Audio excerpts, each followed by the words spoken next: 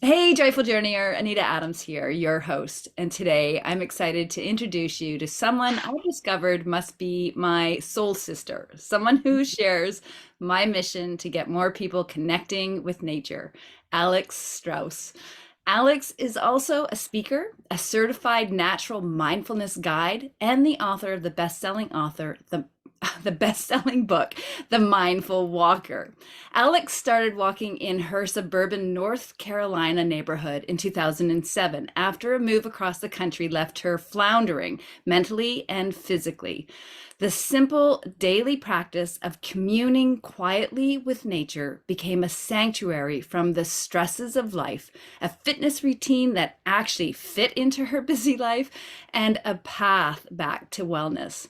9 years later, Alex published her first edition of the best-selling book, The Mindful Walker, which she revised, updated, and released in 2020, along with The Simple Path, a card deck of 52 mindful walks. Today, she runs a membership program providing weekly mindful walks and journal prompts to help busy people harness the power of natural mindfulness. Welcome, Alex. I'm so thrilled to have you with me here today. Thank you so much. Thank you. If I when I listen to my introduction, I'm just like, oh, that sounds really cool. Like if it wasn't me, I would be interested in that person. I would say, wow, that's something I want to learn more about because that's what I'm into. And gosh, She's my kind of gal. exactly. Well, that's exactly how I felt when I met you. I'm like, wow, Aw, you're my thank people. you. Oh my gosh, likewise, likewise. And it was so fun to have you be a part of the symposium last year. It just was a perfect fit. Yeah, that was so great. Why don't we start with that? Why don't you just tell Yeah. people about the symposium because that's something people can access ongoing, correct? It's open. Yeah. Yeah. Yeah, I think so. Well, yeah. So the Rise Up Rooted Symposium is became my way after having sort of done this mindful walker stuff in isolation for a while. As Anita mentioned, I wrote my book and I did these cards and I started a membership site and I did these things just sort of on my own. And then I began to realize that there are a whole lot of people all over the world, including yourself, doing work in and around the sort of nature connection space, right? You know, the idea of helping to connect people more deeply with the natural world. There are actually a lot of people doing this, and I had no idea. And as I began to sort of get out there a little more and do YouTube videos and do more stuff out in the world, I got connected with people Mm.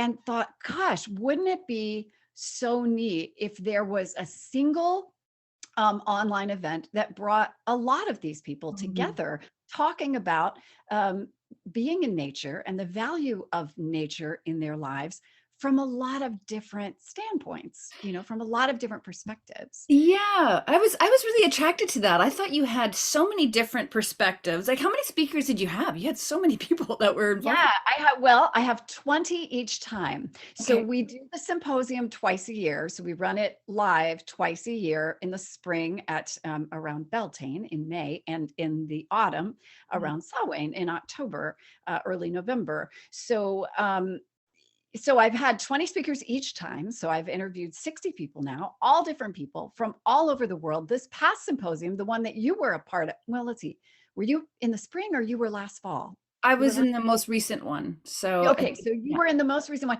We had people from 8 countries represented in that. We had speakers from 8 different that's countries, super cool. which Yeah. was just so awesome. And it's just kind of my way, it's a free thing. It's a free event.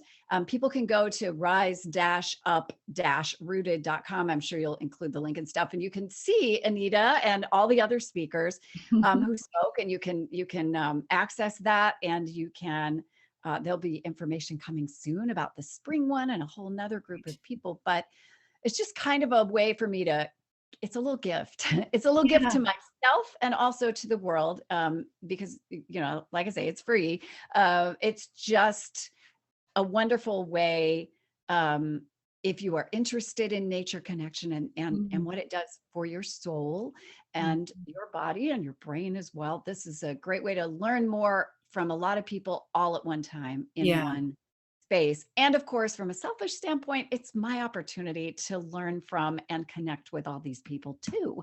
So I don't feel like, so I don't feel like I'm just operating in isolation. I'm sure you know how that feels. absolutely. When you do a podcast or you do work online, it can feel kind of isolating when you're just, kind of out Yeah, there at your absolutely. computer, doing your thing. This Yeah. allows me to connect with a lot of different people. So it's super fun, including you, which is how we got connected. That's You're awesome. sweet. I really enjoyed it, and again, thank you for the opportunity for being invited to that and to connect with some amazing people. And I've connected with a lot of Oh, great good. souls from that. So yeah, Good, good. wonderful, wonderful.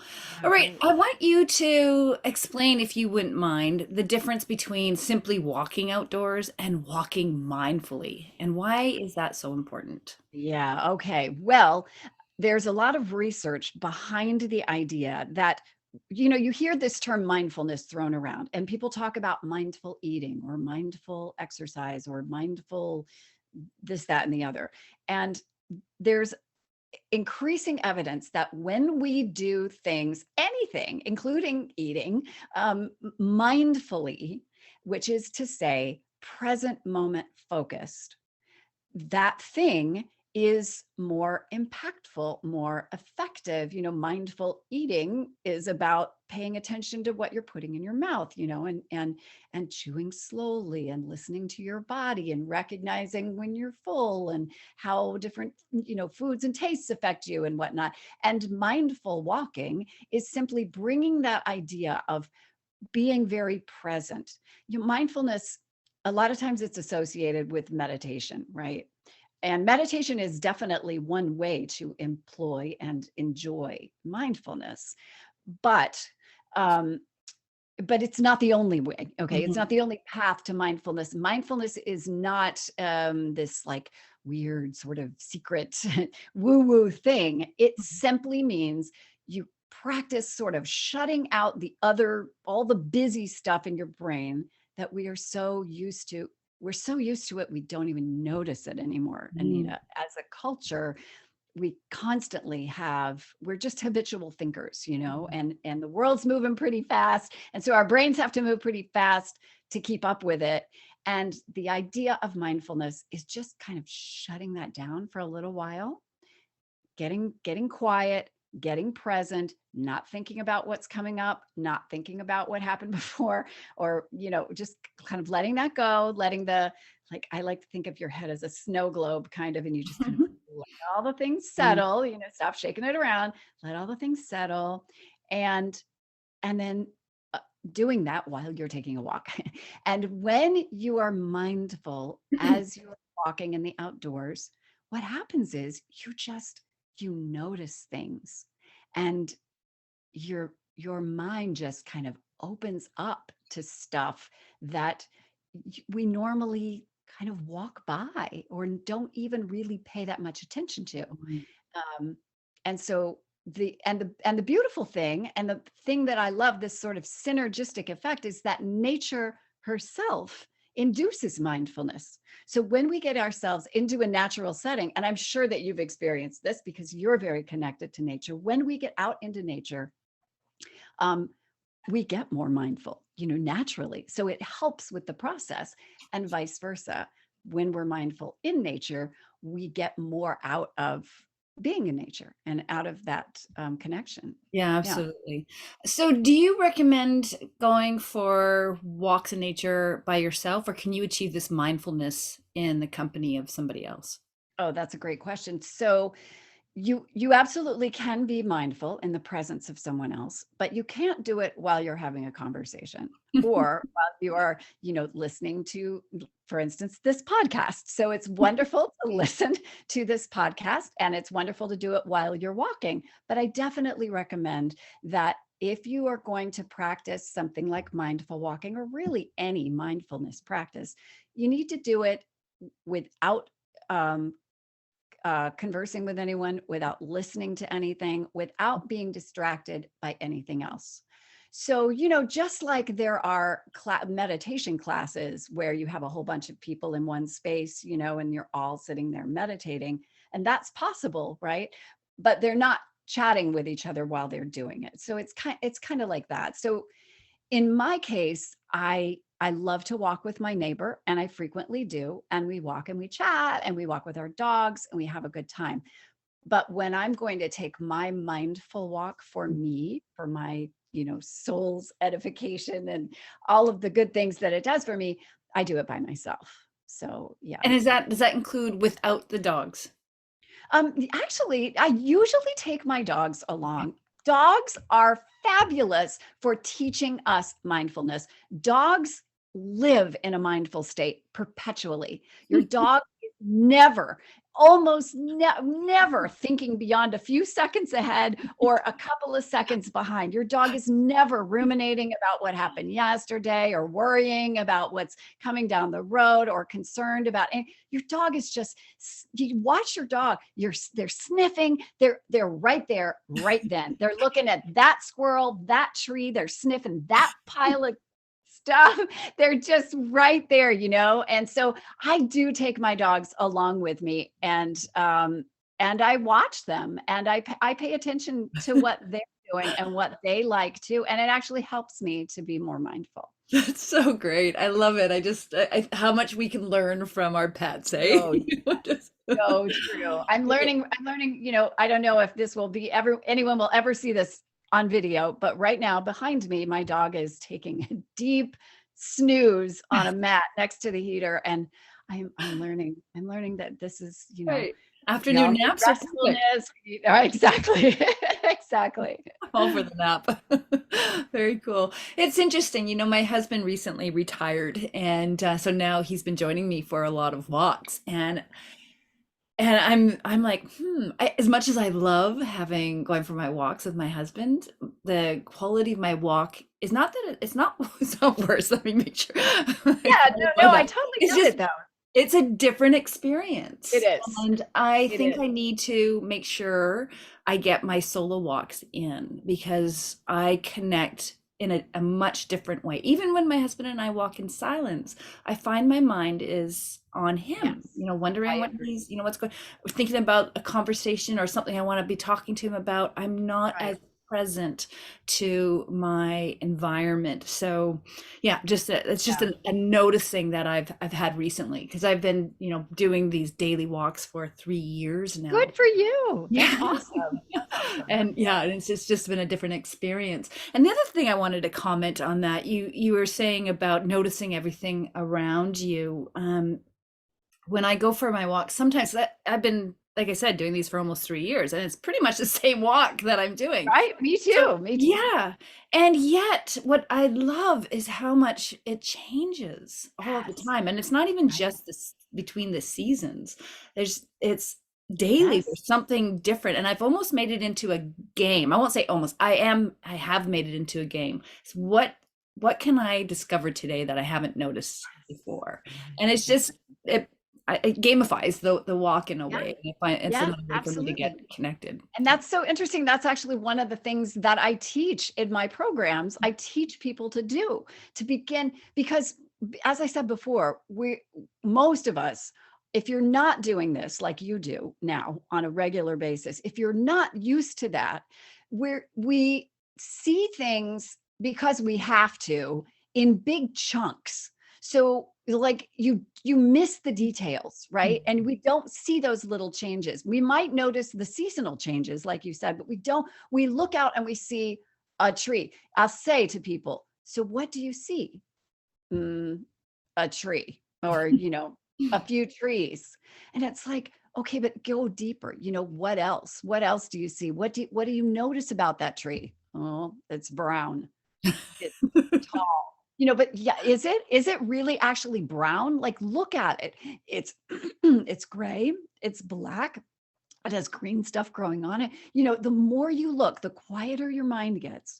And the more you allow yourself to go deeper and pay attention to those things, then you begin to notice those little details and it draws you even deeper into a more mindful state when when you're focused on those little minute changes, like you said, Anita, that you Mhm. can notice from day to day. Yeah. I like to start when people are new to this, I start with seasonal changes because they're big and we're used to looking at the big things. So now the leaves are no longer green. Now they're, changing colors. But the subtle changes that happen from day to day are really, I think, so interesting, and what I'm so attracted to in my own, personal practice. Yeah. Yeah, I get excited when I discover something new that I Me haven't too. noticed before. And I'm like, oh, yeah, that's been there. That's been there all the time. And I'm just seeing it. And it makes me wonder what else is right in front of me Yes. that I just Yes. haven't noticed. So it gets you present in other ways. So Absolutely, it does. Right. I absolutely think this practice it's not something that you do in isolation that just mm, affects you during that time you're walking. The beautiful thing about it is that it does have a knock-on effect, a ripple effect for your whole, on all aspects of your life. You become a more mindful person, a more grounded person, a person who can pay attention to those little details, a person who can, on demand, when needed, get quieter inside. You become more present with the people in your life. You have deeper conversations mhm, because you're able to get into that quiet space, in your mm, head and in your mm. heart, and be more open. So absolutely, it affects your entire life.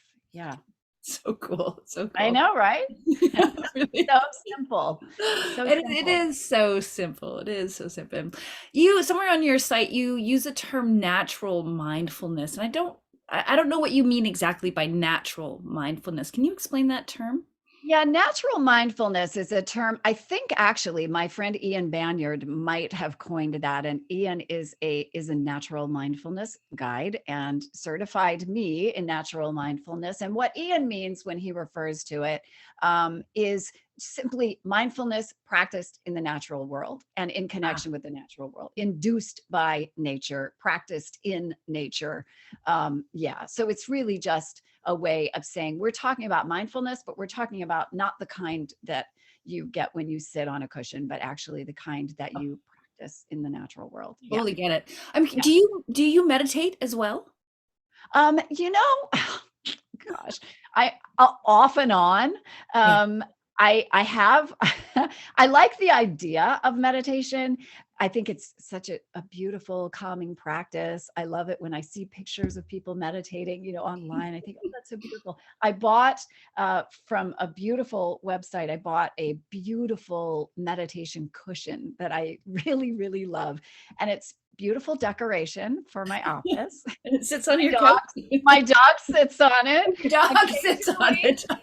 My cat does as well. My cat will sit on it, and we laugh. We say, "Oh, the cat is meditating. The dog is meditating." Alex doesn't meditate all that much. Most of my meditation, my contemplation, and my mindfulness time is actually in the outdoors.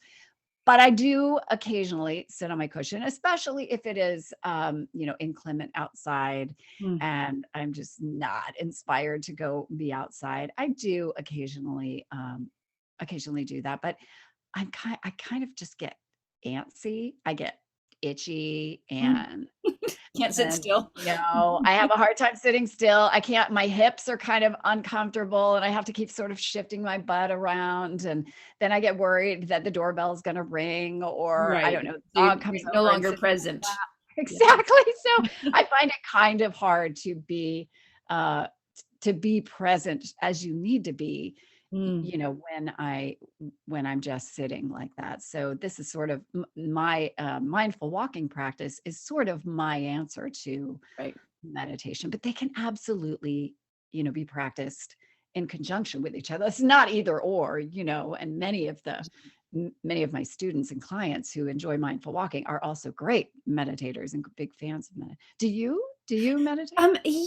A little bit like you. I've had troubles in the past really being still, and I found that my walking in nature was my form of meditation. However, since I've started doing this daily routine of walking in nature, I have found meditation easier.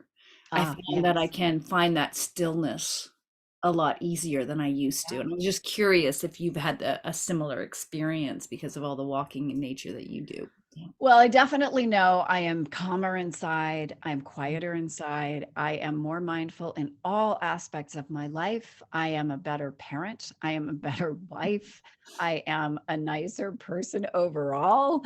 Um, uh, and I am able to definitely be more contemplative in my life, and slow down a little bit when I need to, slow my head, I'm be more present, as we talked about, for everything that I'm doing, including the people that I'm with. However, I haven't really applied that much to sitting in meditation, to doing a seated meditation. I'm You know what? I would say that it has impacted my yoga practice positively, because I do yoga, and I am much more able to be present in my body when I'm doing my yoga than I used to be. Interesting. Yeah, Yeah. yeah. I feel the same way. I'm so curious about something you just said. Basically, you said you feel like you're a better human being because of your walking in nature. Yeah. What's the connection? How has that time in nature made you a better mother and person overall? Yeah. Um,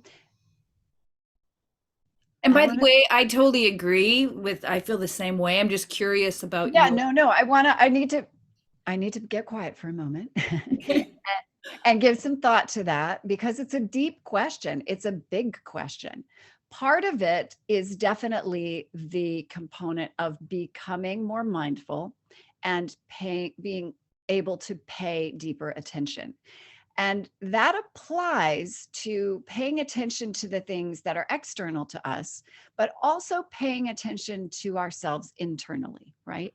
So, spending time in nature and being and walking in the natural world helps you connect with the world around you, but also with your own self, with your own spirit, and maybe you would say your higher self. In my case, I feel like it connects me with the divine. I believe in God, and I believe that being in that space and being in a natural setting and being quiet connects me to God as well, and connects me to my own divine nature, and that point at which my higher self meets the divine, and that has informed my life in positive ways. I think when we are more in touch with the bigger the bigger spirit, the wider thing, whatever you can call that, if it's universe or higher self or spirit,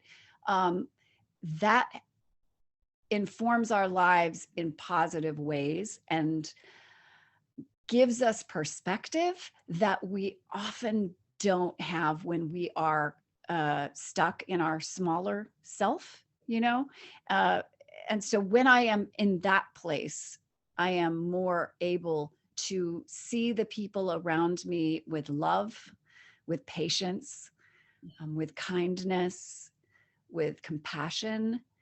And actually, there has been research, if you can believe it, on the fact that being mindful in nature, mindfully walking, increases compassion.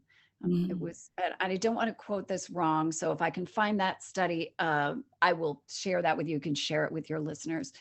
But it was conducted, I believe, by some monks, and it was a fairly big study. And they tested people's, I'm not sure how they did it, but their level of compassion, prior to being in nature and after being in nature, and it does, make us more compassionate.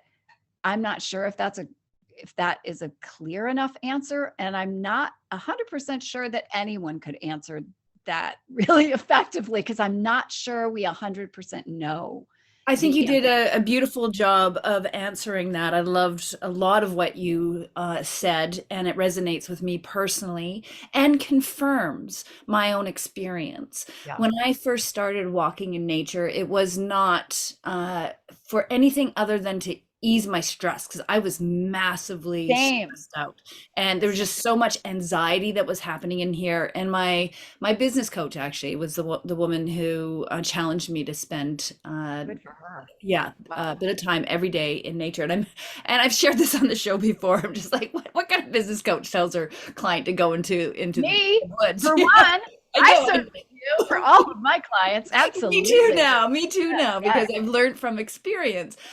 So when I went into nature, it was to calm myself down so I could have the clarity to figure out how to move forward with stuff. That was the intention of going into nature. What came from that whole experience, in addition to calming my anxiety and finding the clarity I needed to make the decisions to confidently move forward, which is huge in itself. Oh my gosh, yes. I fell in love with the person I am. Mm. And that has been, and I didn't see it, I didn't even recognize it at the time until probably a couple years later when I reflected on the woman I've changed into. And it's largely because of getting mindful and having that connection with self, that connection to my higher self, which, as you so beautifully expressed, is part of the greater, the spirit source, God. To me, it's God as well. And having that deepened connection with God, it was also the recognition that in nature, that it's so beautiful in its imperfection. Like it's not perfect, and Yes. it's so incredibly beautiful. And I started to recognize the beauty of who I am in my imperfections. So Yes. Yes.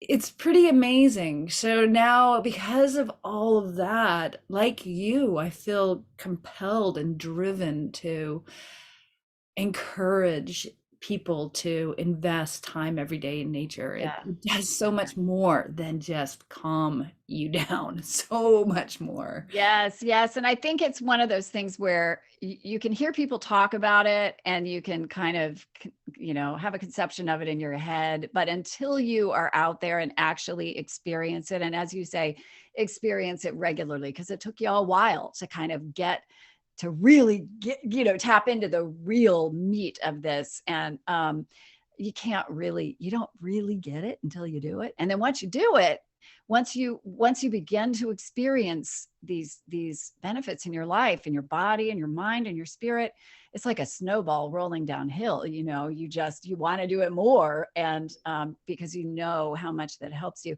I love that, what you said about recognizing our own imperfection and how nature, the beauty of ourselves in our imperfection, just like in nature. And it's something that I point out to people. We tend to be so critical of ourselves. We expect this perfection of ourselves physically, mentally. We expect ourselves to be a model of who we think we have this idea. But, I tell people, you never look at a tree, right, and say that tree is not tall enough. Right? I mean, you never say that flower is too yellow, right? Like that bush is not bushy enough. I mean, you just don't you're just like, there's a bush. It is what it is, right? There's a tree. It is as tall as it is. There is a flower. It is the color that it is. And but we don't really apply that to ourselves regularly the way we probably should. Like, there's an Alex. She is what she is. This is how she's showing up today. This is how she looks. This is how she feels. She is who she is, the way she was created. And she is enough, as I am and as you are. That's another thing I think that helps us to be more compassionate, kinder, and more loving to others. Because when we embrace that idea, when we really get that, then Mhm. it's so much easier to just look at others and see their beauty in their imperfection, and not be so annoyed, if your husband doesn't load the dishwasher right, or so. You just have a little bit more compassion for, everybody in your life. I find it's much easier for me to be nice. Absolutely. And I believe that our ability to love and be compassionate with others, etc., is limited by our ability to love ourselves. Oh, So sure. if we, or said another way, the more we love ourselves, the greater capacity we have to love Right. others and be kind to others. So it Right. always starts with self, and being in nature can nurture that love Yeah, for self. indeed. Yeah. Very good. Yeah. So that leads me to another question I wanted to ask you. How would you recommend for somebody to get started with a mindful walking practice? Well, I have some resources on my site. I can some free one great thing is I have a little 10-minute one that guides a person through it. Normally, I would not recommend that you, when you are learning to be a mindful walker and you want to apply this in your life, as I said before, you don't want to be listening to somebody, right? You don't want to be, it's not that kind of thing. It's something you do in your own mind and body. But it can be helpful to have a guide in the beginning, kind of just walk you through it. So I have that resource on my site and we can point to that. But really, it's I almost feel embarrassed at how simple it is. When I first started talking about this, I thought, are people going to laugh at me because I'm just telling them to go outside and take a walk? Like, is that silly? Because it's so simple and everybody knows how to walk, right? And everybody knows, has some outside space they can walk in. Um, but as we've talked about, it's a simple practice with profound implications and potentially profound effects.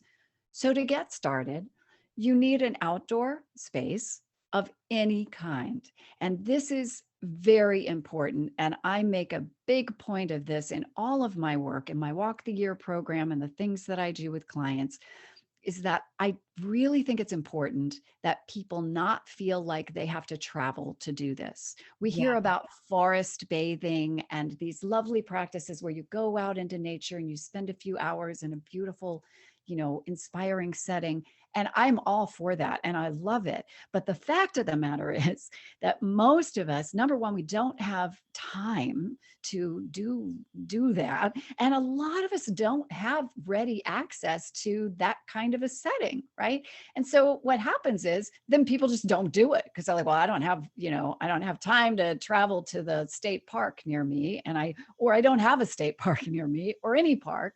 um, so I'm really big on encouraging people to find a space to stroll or wander right where they are. And so if that is in a suburban setting, like I live in a neighborhood, if it's even in an urban setting, the evidence is clear.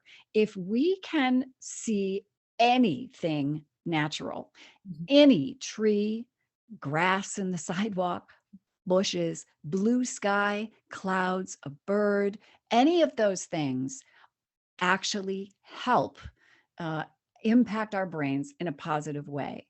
So, any outdoor space, you need about 10 minutes, more if you have it, but 10 minutes is sort of the magical point at which all of these good benefits start to begin to kick in: lower blood pressure, lower stress, lower cortisol levels, higher endorphins, good things. Good things go up, bad things go down at about the 10-minute mark. And then you just want to walk, take your earbuds out and be quiet and stroll and look around. And if it's new to you, you probably at about 5 minutes or so, you're going to start to get a little bored.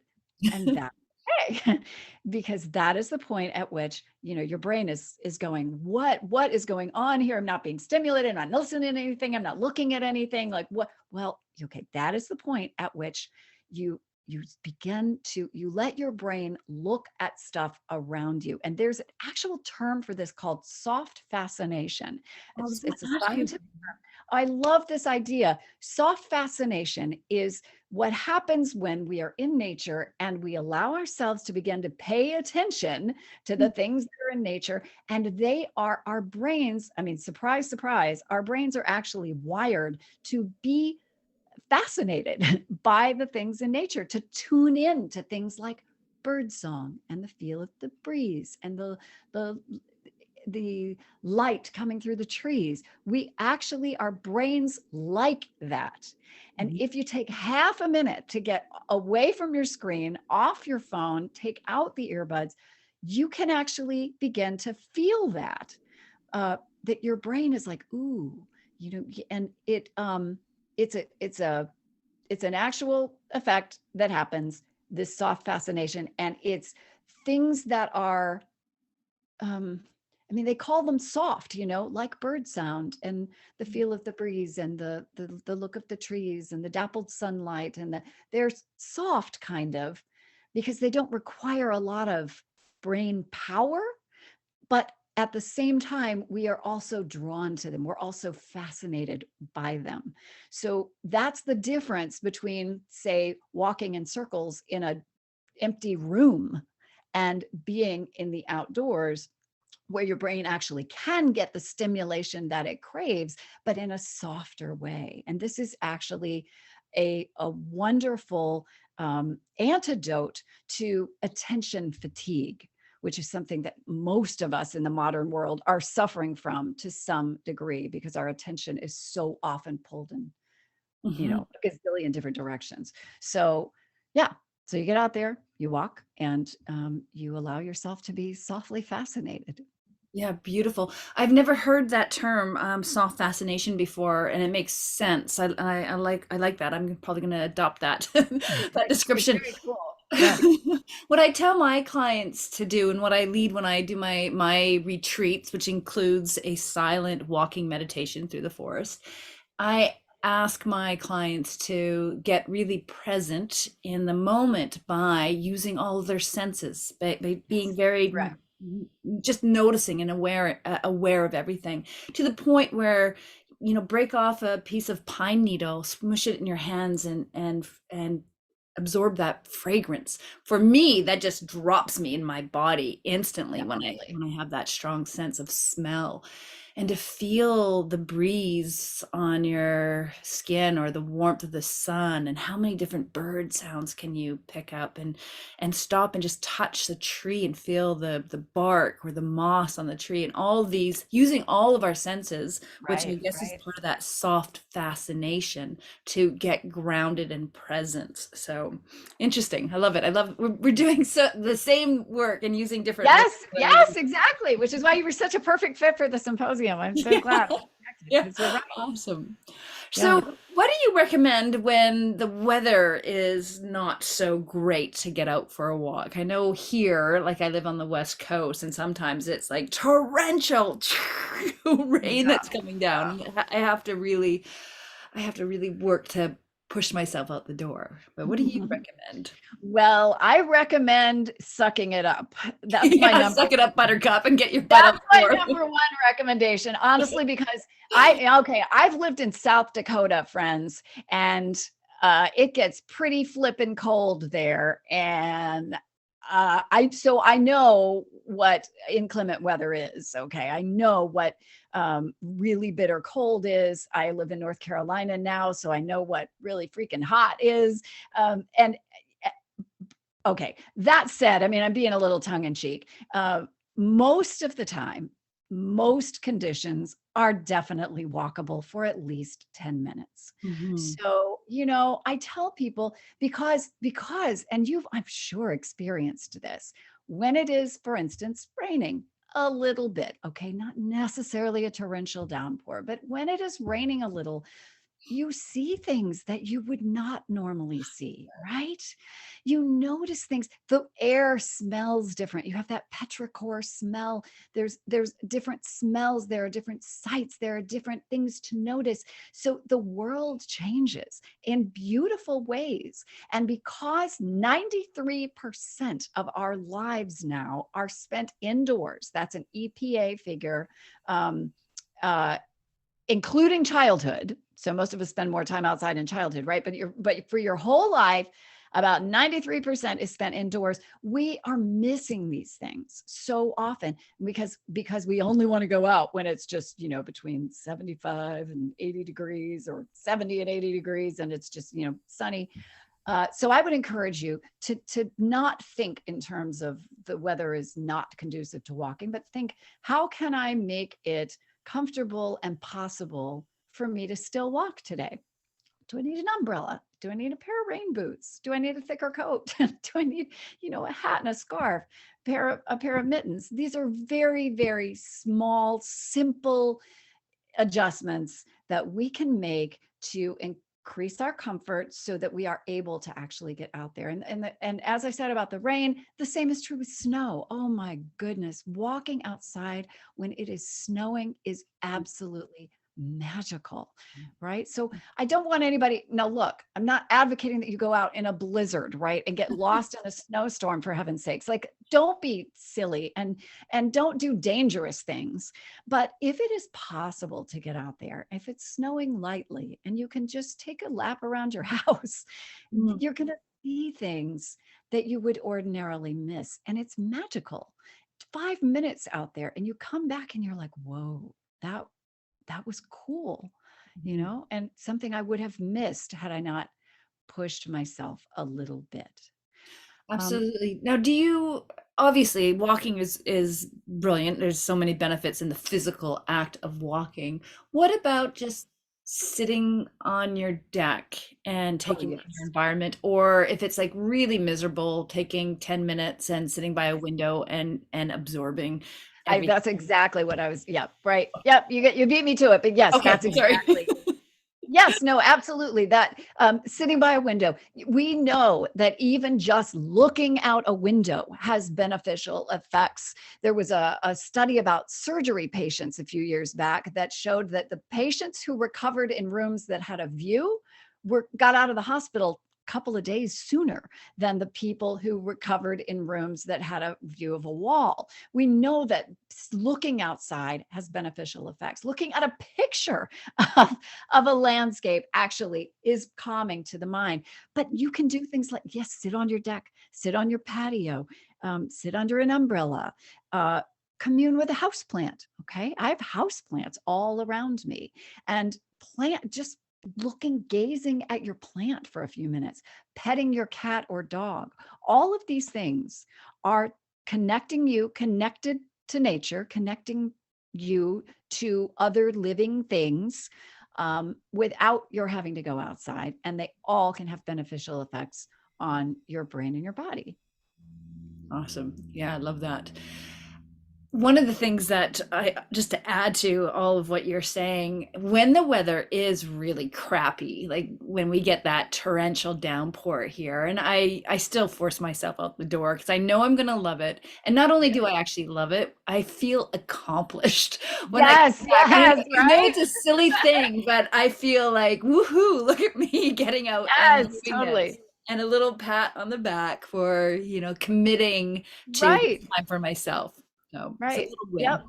Good for you. Good for you, girl. That is awesome. And you're absolutely right about that. You're like, I did it. Everybody else was sitting inside, but I went out, took my walk. Totally.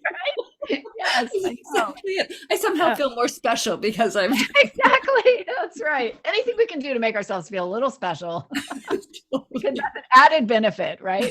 Totally. Exactly.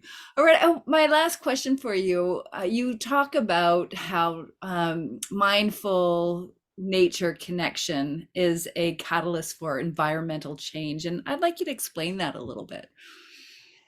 Well, when we are connected to something, we are more inclined to love it, Mm, to my protect favorite. it, Mm. to care about it, right? So, this whole process that we're talking about, this going out and walking in the natural world, makes us feel more connected to nature. That's the whole point, because the connection is where those benefits come from, right? So, the more time that we can spend being connected to the natural world, experiencing that soft fascination, paying attention to the trees and the bushes and the nature around us, and the we um, our love for that nature and for the planet as a whole increases. It grows, and we begin to see the world in a different way and see it as a living organism, almost, that needs protection and that needs love and that needs to be cherished and cared for. And so, what I often find is that not only does this practice lead to people taking better care of themselves, drinking more water, eating better, doing all these little, it can be a catalyst for caring for ourselves more, but it can also be a catalyst for things like maybe you're inspired to plant a tree. Maybe you're inspired to start composting. Maybe you see a need in the nature around you, you see that this bush that's been neglected for a while could use a little trim up, and we just begin to sort of feel a little more connected to the natural world in a way that we don't necessarily when we're inside all the time. And so I do think that being in nature and feeling that connection more regularly helps us to appreciate the planet, appreciate our Mother Earth in ways that we really can't Mm. otherwise. Yeah. Absolutely. Beautifully said. Alex, thank you so much for your insights. This was fun. It was just great Oh for my me to gosh. connect with Yes. somebody that just shares You get all. it. You so Yeah, get it. So great. totally. Yes. And also giving me some other ways and perspectives to look at and talk about nature with my clients. So I appreciate all that you brought to the table. If somebody Absolutely. wanted to reach out and connect with you directly, what's the best way for them to do that? themindfulwalker.com, themindfulwalker.com. Everything I'm doing, everything I'm up to, everything I offer for free, for paid, the symposium included, everything is always on that website. I don't use social media, so that's it. That's where you find me, We and I find hope you. you Okay, great. And we'll make sure we are include around. that link, obviously, in the show notes. Wonderful. Thank you so much, Alex. It's been such a joy having you on the show and Likewise. getting to connect with you. And I think this is probably not the end to our connection Oh, I and our hope not. collaboration. I know we're gonna be doing things together again, which is really exciting. And Awesome. Joyful Journeyer, I hope you enjoyed this show. I hope you will be inspired to get outside and invest some time with yourself in nature to really fall in love with the environment that surrounds you, and in the process fall in love with yourself and help us protect this beautiful natural environment that we live in. So we will catch you next time. Bye for now. Bye bye.